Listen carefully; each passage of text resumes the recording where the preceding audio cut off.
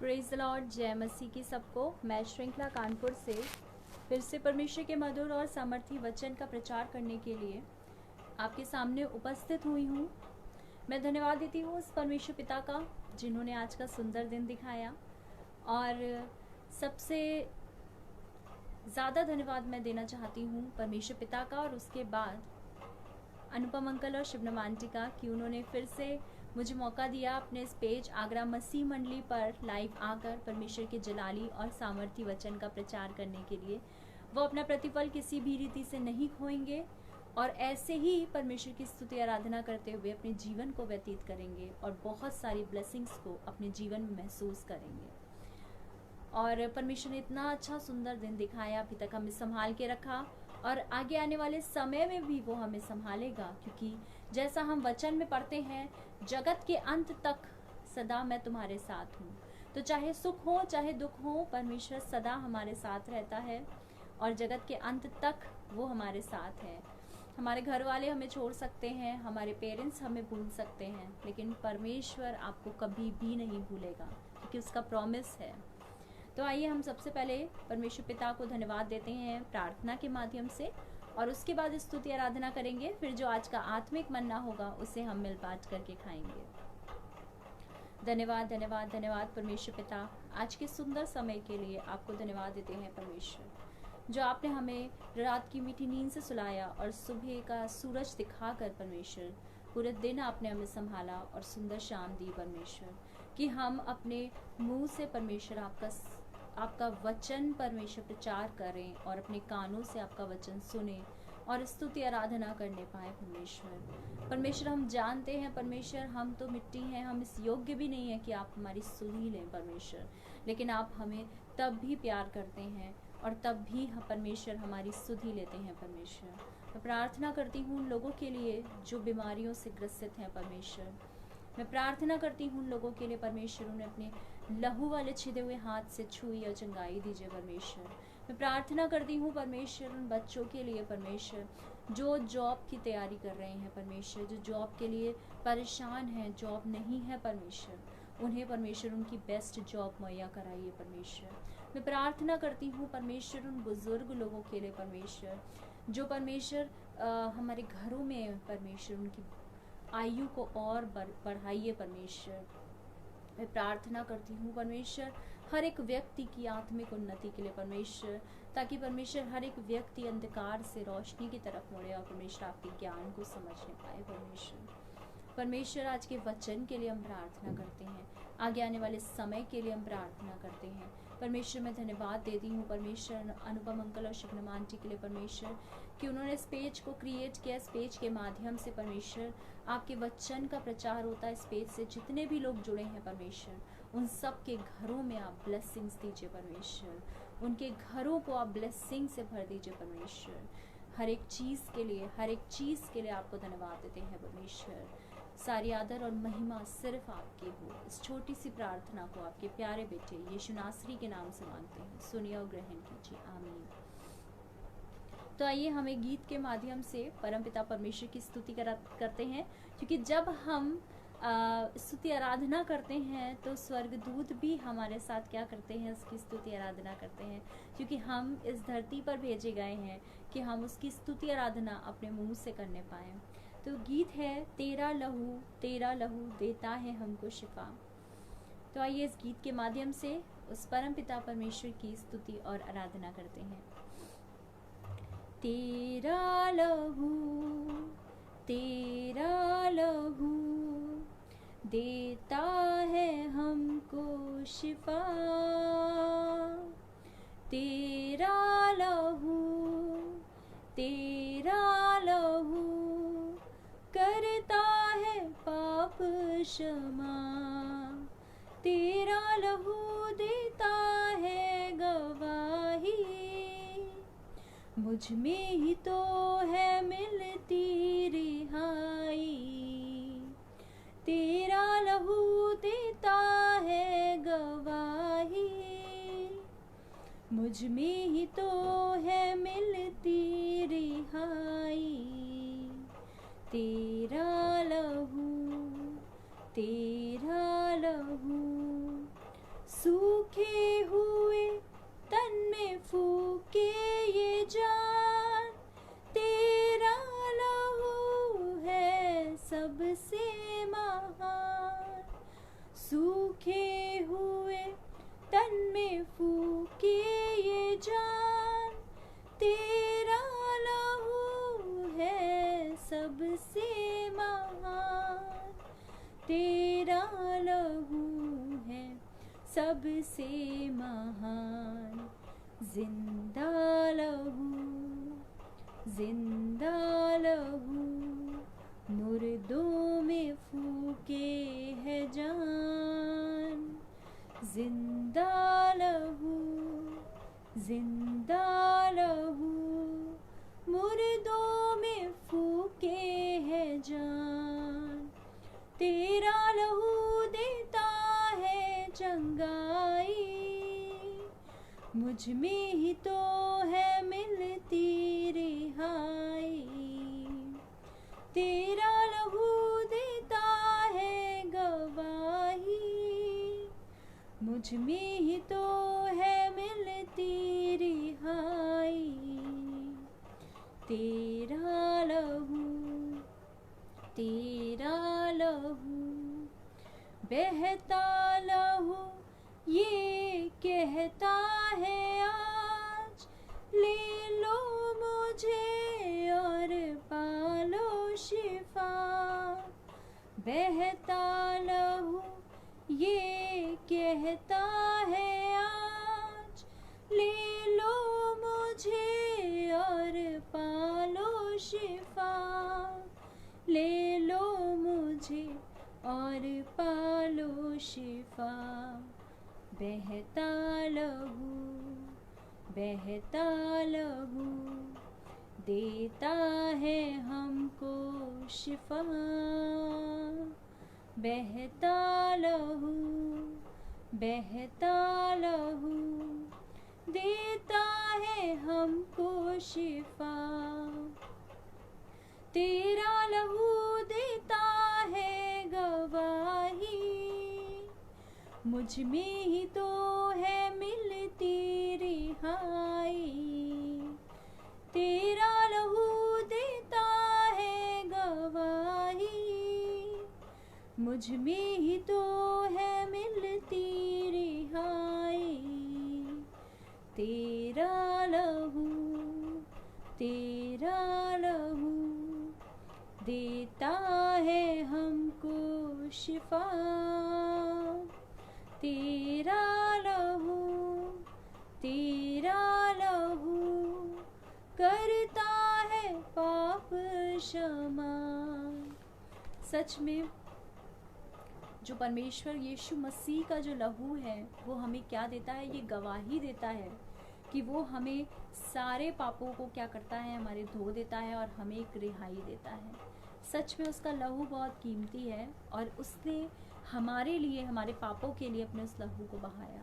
और हम लोग बहुत ब्लेस्ड हैं कि हमें परमेश्वर इतना प्यार करता है। तो आइए हम वचन के लिए प्रार्थना करते हैं और उसके बाद हम आज के आत्मिक पन्ना को मिल बांट करके खाएंगे। धन्यवाद, धन्यवाद, धन्यवाद परमेश्वर पिता, आज के सुंदर समय के लिए आपको धन्यवाद देते हैं परमेश्वर। मैं प्रार्थना करती हूँ परमेश्वर, जो भी आज का वचन है परमेश्वर, वो हर एक की ज़िंदगी में काम करे परमेश्वर। हर एक की ज़िंदगी में जो वचन बोया जाता है परमेश्वर, वो 70, 80 नहीं बल्कि 100 गुना फल लाए परमेश्वर।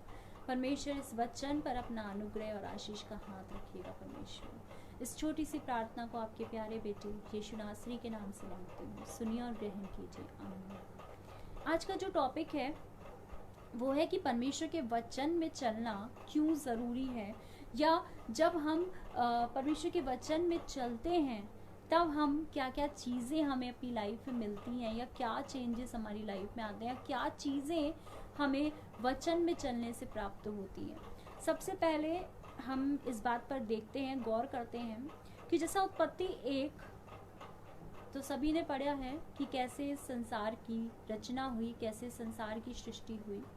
तो उसके बारे में मैं थोड़ा सा बताऊंगी और फिर अपने टॉपिक पे चलते हैं। तो सबसे पहले जब हम देखते हैं उत्पत्ति 1 और उसकी 1 आयत में हम देखते हैं, और पृथ्वी बेडौल और सुनसान पड़ी थी तथा परमेश्वर की आत्मा जल के ऊपर मंडराता था। ये उस समय की बात कही जा रही है जब पृथ्वी क्या थी, बेडौल और सुनसान पड़ी थी, और परमेश्वर की आत्मा जो थी वो जल के ऊपर क्या करती थी, मंडलाता था, वो मंडलाता था जल के ऊपर। लेकिन एक चीज बात यहाँ पर गौर करने वाली है कि कभी भी परमेश्वर इनकम्प्लीट चीज नहीं छोड़ता है। परमेश्वर हमेशा हर चीज कंप्लीट करके रखते हैं, हर चीज कंप्लीट बनाते हैं। लेकिन यहाँ पर है कि पृथ्वी बेडौल और सुनसान पड़ी थी, यानी सबसे पहले अगर परमेश्वर ने पृथ्वी की रचना करी होगी तो उसे पूरा कंप्लीट बनाया होगा, उसे बेडौल नहीं छोड़ दिया होगा, उसे सुनसान नहीं छोड़ दिया होगा। परमेश्वर ने उसकी रचना बहुत अच्छे से करी होगी। जैसा हम बताते, जैसा हमें पता है और जैसा हम सुनते भी हैं कि शैतान और उसके स्वर्गदूतों को क्या कर दिया गया था, नीचे फेंक दिया गया था, जिस वजह से जो पृथ्वी थी वो बेडौल और अस्त व्यस्त हो गई थी। ये उस समय की बात है जब स्वर्गदूत और उस शैतान और उसके स्वर्गदूतों को पृथ्वी पर क्या कर दिया गया था, नीचे फेंक दिया गया था। इसके बाद हम देखते हैं कि परमेश्वर ने कहा उजियाला हो, तो क्या हो गया, उजियाला हो गया। परमेश्वर ने कहा जल के बीच एक अंतर हो कि जल दो भागों में हो जाए, तो जल दो भागों में हो गया उसके बोलने से। परमेश्वर ने उसके बाद कहा आकाश के नीचे का जल एक स्थान में इकट्ठा हो जाए और सूखी भूमि दिखाई दे, वैसे ही हुआ। इसके बाद पृथ्वी से कि पेड़ पौधों को उगाए, पृथ्वी से उसने, परमेश्वर ने कहा कि वो क्या करे, पेड़ पौधों को उगाए, तो पेड़ पौधे उगने लगे। इसके बाद हम देखते हैं कि परमेश्वर ने दिन को रात से अलग करने के लिए आकाश में ज्योतियां बनाई, और ये कहा कि ज्योतियां हो, और तुरंत क्या हुई, ज्योतियां बन गई।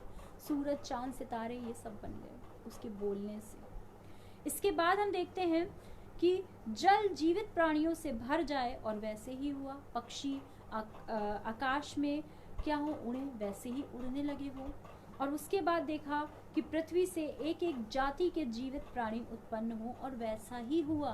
परमेश्वर के बोलने मात्र से ये सारी चीजें हुई।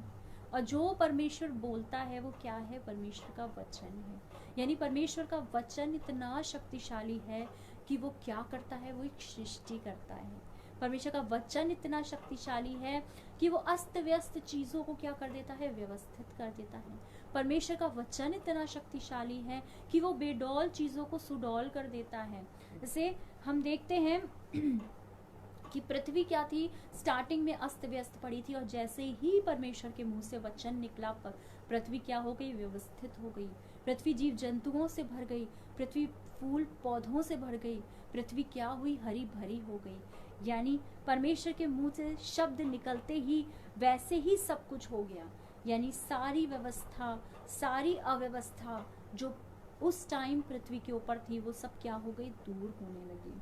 पृथ्वी बेडौल से क्या होने लगी, रूप धारण करने लगी, यानी पुनर्रचना होने लगी। यानी परमेश्वर का वचन हमारे अंदर क्या करता है, एक पुनर्रचना करता है। आज बहुत सारे लोग होंगे जो किसी ना किसी रीज़न से बहुत टूट गए होंगे, जो किसी ना किसी रीज़न से, कुछ भी रीज़न्स हो सकते हैं, आपके मेडिकल हेल्थ इश्यूज हो सकते हैं, आपके घर में कुछ प्रॉब्लम्स हो सकती हैं, आपकी फैमिली प्रॉब्लम्स हो सकती हैं, आपकी पर्सनल प्रॉब्लम्स हो सकती हैं, और बहुत सारे लोग बहुत टूटा हुआ सा फील करते हैं। तो आप परमेश्वर के वचन को सुनिए, क्योंकि परमेश्वर का वचन क्या करता है, पुनर्रचना करता है। परमेश्वर का वचन क्या करता है, हरियाली लाता है। परमेश्वर का वचन क्या करता है, व्यवस्था लाता है। अगर आपकी जिंदगी अव्यवस्थित चल रही है तो आप परमेश्वर के वचन को सुनिए, क्योंकि आपका परमेश्वर के वचन का सुनना क्या होगा, आपके जीवन को व्यवस्थित करेगा, आपके जीवन को हरा भरा करेगा, आपके जीवन को पूर्ण करेगा, आपके जीवन की पुनर्रचना करेगा।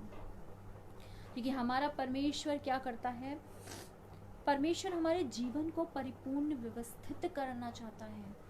वो नहीं चाहता कि हमारा जीवन कहीं पर भी क्या हो, अस्त व्यस्त हो।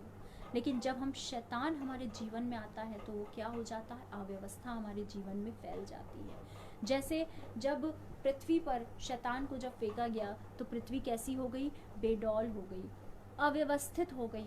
वैसे ही जब शैतान हमारे जीवन में आता है, बहुत बार ऐसा होता है कि हम हमारे जीवन में वैसा कुछ नहीं होता है, लेकिन हम तब भी क्या हो जाते हैं, नेगेटिव हो जाते हैं। हम तब भी क्या फील करने लगते हैं कि हम अकेले हैं। तो हमें क्या करना है, वचन को सुनना है। जैसे अभी मैंने बताया कि वचन हमारे जीवन में क्या करता है, पुनर्रचना करता है। वचन हमारे जीवन में व्यवस्थित चीज़ों को कर देता है। वचन क्या करता है, हमारे जीवन को व्यवस्थित कर देता है। इसके बाद हम देखते हैं, जब हम परमेश्वर पर विश्वास करते हैं तो एक समय ऐसा आता है कि वो हमारे जीवन के लिए क्या करने लगता है, वचन को भेजने लगता है। बहुत सारे लोग ऐसे होते हैं जो कहते हैं कि परमेश्वर तो हमसे बात ही नहीं करते हैं, लेकिन जब आप परमेश्वर के साथ समय बिताते हैं तो क्या होता है, आपके जीवन को भी परमेश्वर क्या करने लगता है, संभालने लगता है, परमेश्वर चलाने लगता है।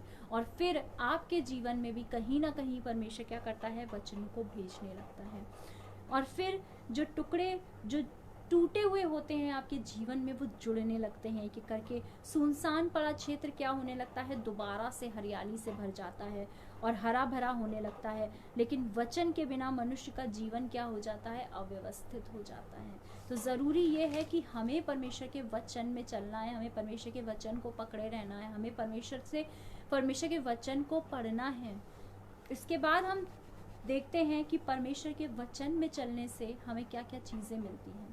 पहला है, परमेश्वर के साथ चलना हमें क्या करता है, एक लक्ष्य प्रदान करता है। लिखा है फिलिपियों 3 और उसकी 14 आयत में, निशाने की ओर दौड़ा चला जाता हूँ ताकि वह इनाम पाऊं जिसके लिए परमेश्वर ने मुझे मसीह यीशु में ऊपर बुलाया है। बिना लक्ष्य के जीवन वैसा होता है जैसे एक लिफाफा है और उसमें कोई भी एड्रेस नहीं है। अगर हमारा जीवन का कोई लक्ष्य नहीं है तो हमारा जीवन वैसा होता है कि एक हम कोरा लिफाफा लेकर घूम रहे हैं, पर हमें यही नहीं पता है कि उस लिफाफे को भेजना कहाँ पर है। वैसा लक्ष्यहीन जीवन होता है। तो हमें क्या है, हमारा जीवन हमेशा लक्ष्यपूर्ण होना चाहिए। और हमारा लक्ष्य क्या है, अनंत जीवन है।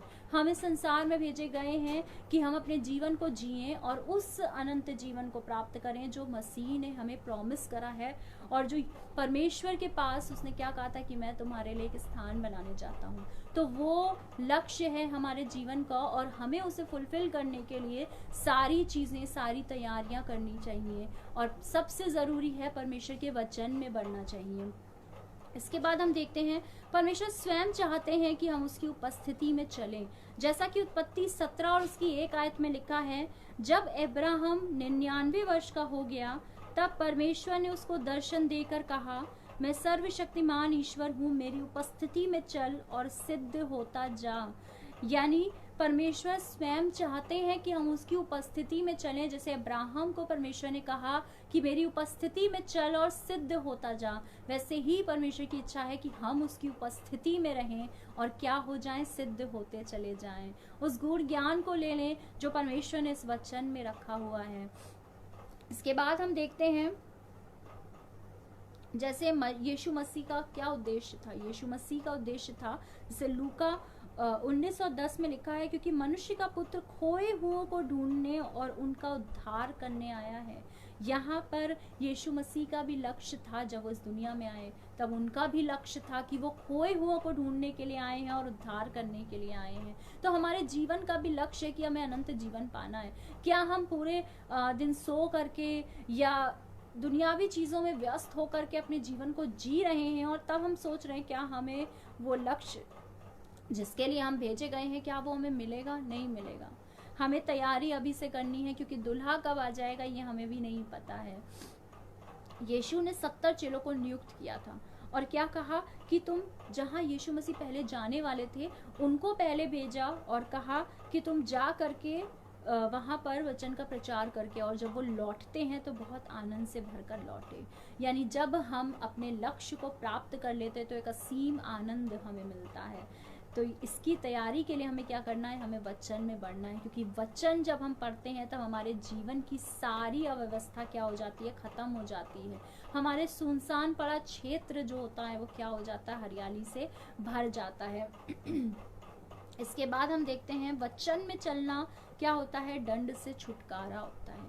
जैसे लिखा है रोमियो 8 और उसकी 1 आयत में, अब जो मसीह यीशु में हैं उन पर दंड की आज्ञा नहीं, क्योंकि वे शरीर के अनुसार नहीं बल्कि आत्मा के अनुसार चलते हैं। यानी जब हम पापी थे तब मसीह हमारे लिए मरा, और जब हम मसीह में हैं तब मसीह में होने के कारण हमारे ऊपर दंड की आज्ञा नहीं है। यानी यीशु मसीह भी क्या था? वचन था। वचन देहधारी हुआ और उसने रूप धारण किया। हम पढ़ते हैं ना बाइबल में, तो वो किसके लिए कोट किया गया है? वो यीशु मसीह के लिए बताया गया है। यानी यीशु मसीह में है, यानी वचन में है, उन पर दंड की आज्ञा ही नहीं है। अगर आप वचन में चलते हैं, वचन को मानते हैं, वचन से अपना जीवन व्यतीत करते हैं, तो आपके ऊपर दंड की आज्ञा नहीं है। जब हम पापी थे तब परमेश्वर की महिमा से क्या थे? रहित थे। क्यों? क्योंकि पाप की मजदूरी क्या है? मृत्यु है। परमेश्वर ने हमसे फिर क्या किया? अपार प्रेम किया और अपने एक लौते पुत्र को हमारे लिए भेज दिया। और जब यीशु मसीह को सलीब पर चढ़ाया गया तो हम सबको पता है कि 2 डाकू थे।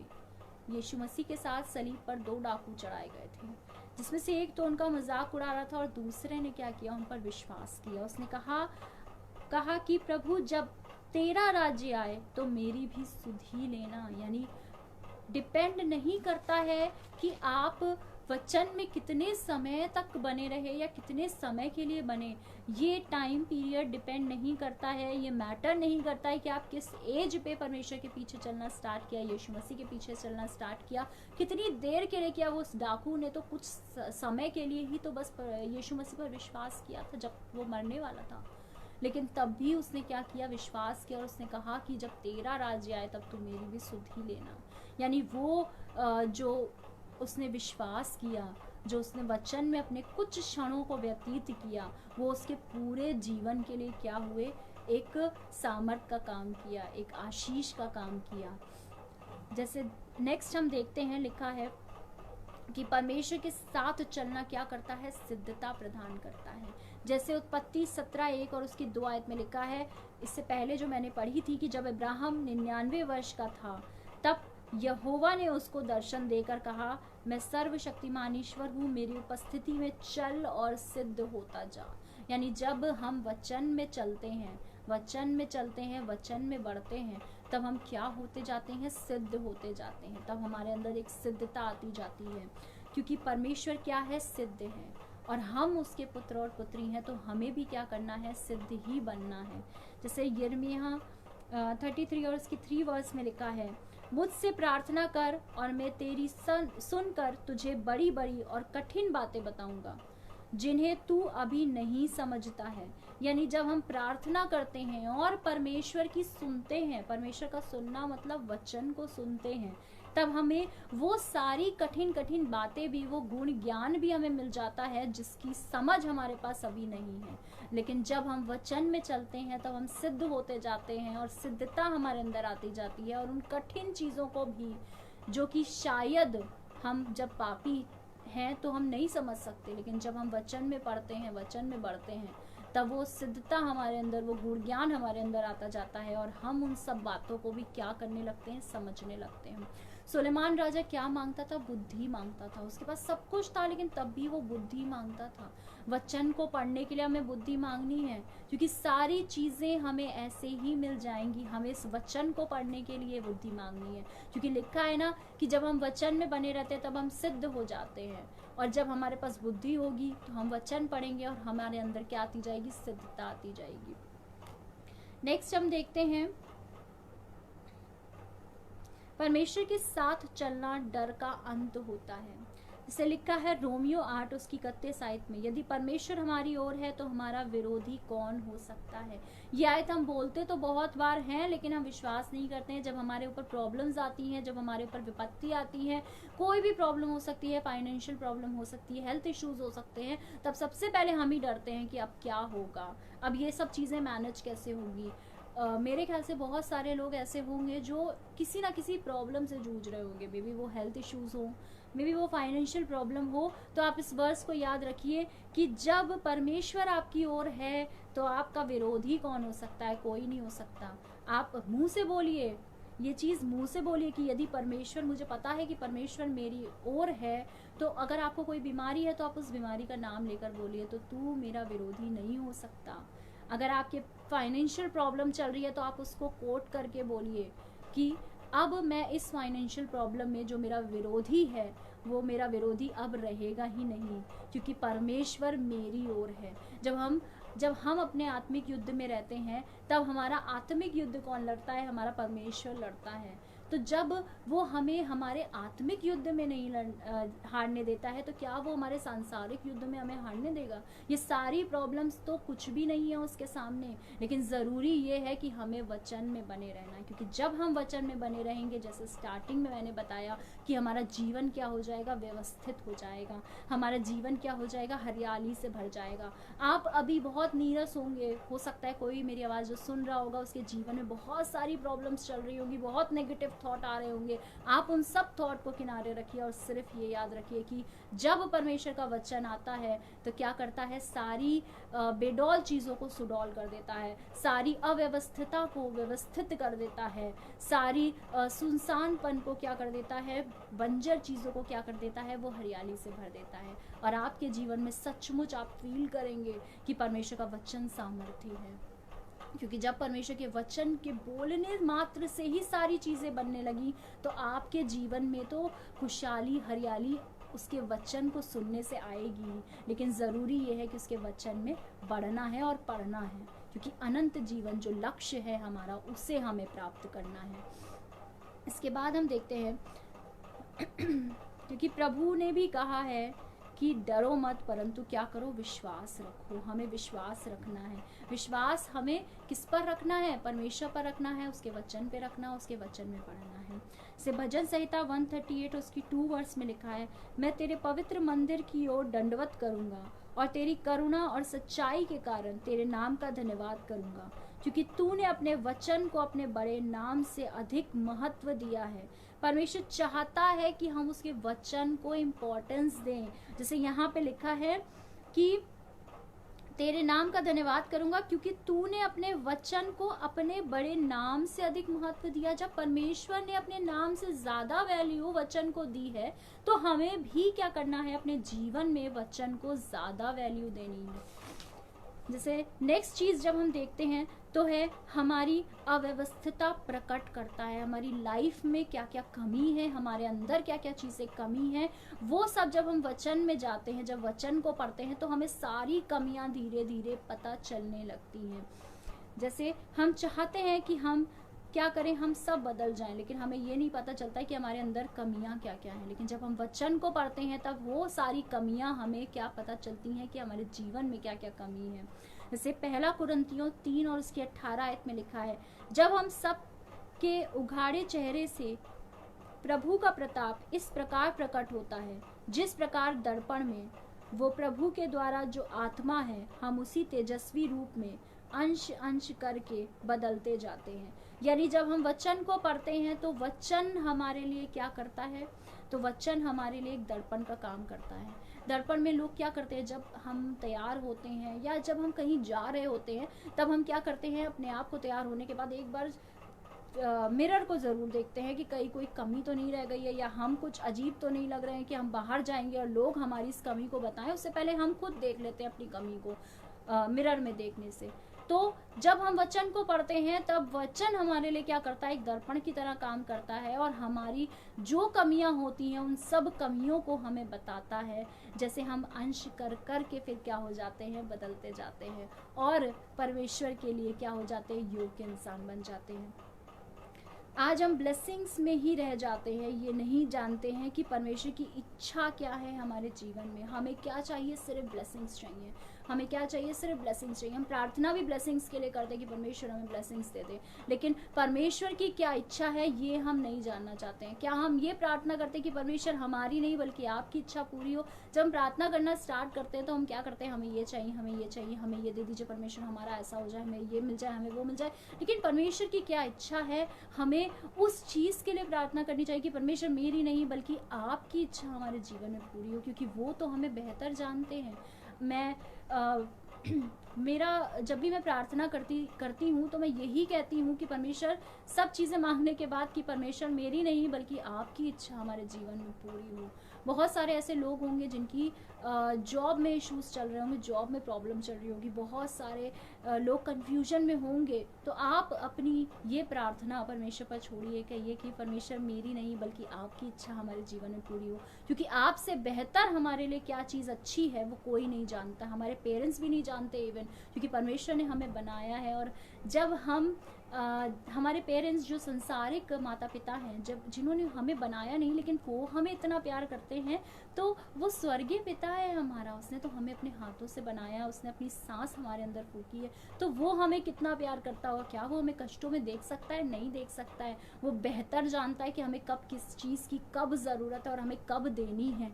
तो हमें उस पर विश्वास करना है, और ब्लेसिंग्स में नहीं विश्वास करना है, बल्कि किस पर विश्वास करना है? परमेश्वर की इच्छा में विश्वास करना है कि हमारे लिए सारी चीज़ें, चाहे अभी आपकी लाइफ में प्रॉब्लम्स चल रही हों, कुछ भी इश्यूज चल रहे हों, वो सारी चीज़ें अंत में आपके लिए क्या करेंगी? भलाई ही उत्पन्न करेंगी।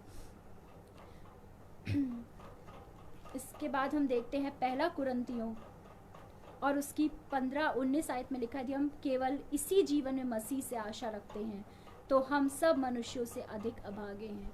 क्यों? क्योंकि हमें क्या करना है? हमें अनंत जीवन के लिए आशा रखनी है। हमें सारी आशाएं अभी के लिए नहीं रखनी है, हमें अनंत जीवन की आशा रखनी है, और उसी में वचन में बढ़ते जाना है, ताकि हम उस लक्ष्य को प्राप्त करें जिसके लिए हमें भेजा गया है। जब रेस स्टार्ट होती है तो बहुत सारे खिलाड़ी खड़े होते हैं, और जैसे ही रिंग बजती है, जैसे ही ट्रिगर बजता है, वैसे ही लोग दौड़ना शुरू करते हैं, और सब लोग दौड़ते हैं कहाँ पर दौड़ने के लिए? उस एक रिबन को टच करने के लिए, कि सबसे पहले मैं उस रिबन को टच करूंगा ताकि मैं फर्स्ट आ जाऊं। तो उस दौड़ में हम भी दौड़ रहे हैं। क्या हमारी स्पीड कम हो रही है वचन में? अगर हम वचन में बढ़ेंगे तो वो पेट्रोल का काम करता है हमारे जीवन में, हमारे जीवन को, कि हमारे जीवन को लक्ष्य तक पहुंचाने के लिए। तो हमें क्या करना है? अपने इस पेट्रोल को ख़त्म नहीं होने देना है, बल्कि और भर भर कर रखना है अपने पास, ताकि समय आने पर जब यीशु मसीह हमारे पास आए तो हम बताने पाए कि हमने वचन में अपने जीवन को व्यतीत किया है। और इन इनक्रेजिंग वर्ड्स के साथ मैं आज का सेशन यहीं पर एंड करना चाहूँगी। आशा करूँगी कि ये वचन आपके जीवन में ज़रूर काम करेगा, और आप किसी के लिए ठोकर का कारण नहीं बनेंगे, बल्कि अंधकार से रोशनी की ओर लेकर जाएंगे लोगों को। तो आइए हम अंतिम प्रार्थना करते हैं, और उसके बाद आज का सेशन को यहीं पर एंड करेंगे। धन्यवाद धन्यवाद धन्यवाद धन्यवाद परमेश्वर पिता, आज के सुंदर समय के लिए आपको धन्यवाद देते हैं परमेश्वर। और परमेश्वर, आपने हमें अभी तक संभाल के रखा है परमेश्वर, इसके लिए धन्यवाद परमेश्वर। हर एक ब्लेसिंग्स के लिए धन्यवाद परमेश्वर, जो आप हमारी जिंदगियों में देते हैं परमेश्वर। और परमेश्वर, मैं धन्यवाद देती हूँ परमेश्वर कि आपने परमेश्वर इतना अच्छा सुंदर समय दिया हमारे जीवन में परमेश्वर, कि अपने मुंह से आपका अंगीकार करने पाए परमेश्वर। मैं प्रार्थना करती हूँ परमेश्वर अनुपम अंकल और शबनम आंटी के लिए परमेश्वर, इस पेज के लिए परमेश्वर, ताकि इस पेज पर कलीसिया इतनी ज़्यादा हो परमेश्वर कि अनकाउंटेबल हो परमेश्वर। इसके लिए मैं प्रार्थना करती हूँ परमेश्वर। मैं प्रार्थना करती हूँ जिन लोगों ने वचन को सुना है परमेश्वर, उन पर अपना अनुग्रह और आशीष का हाथ रखिए परमेश्वर। जो आगे आने वाले समय को परमेश्वर रिकॉर्डेड वीडियो भी देखेंगे परमेश्वर, उन सबको भी ब्लेस करिए परमेश्वर। मैं प्रार्थना करती हूँ अनुपम अंकल और शबनम आंटी के लिए, उनकी लाइफ को परमेश्वर आप ऐसे इस्तेमाल करिए परमेश्वर, और उनके जीवन को परमेश्वर एज एग्जाम्पल परमेश्वर लोगों के लिए ठहराइए परमेश्वर। उनकी लाइफ को बहुत ब्लेसिंग से भरिए परमेश्वर। आगे आने वाले समय को आपके हाथों में सौंपते हैं परमेश्वर। हमारी नहीं बल्कि आपकी इच्छा निरंतर हमारे जीवनों से पूरी होती रहे। इस छोटी सी प्रार्थना को आपके प्यारे बेटे यीशु नासरी के नाम से मांगते हैं, सुनिए और ग्रहण कीजिए, आमीन। Praise the Lord. जय मसीह की सबको।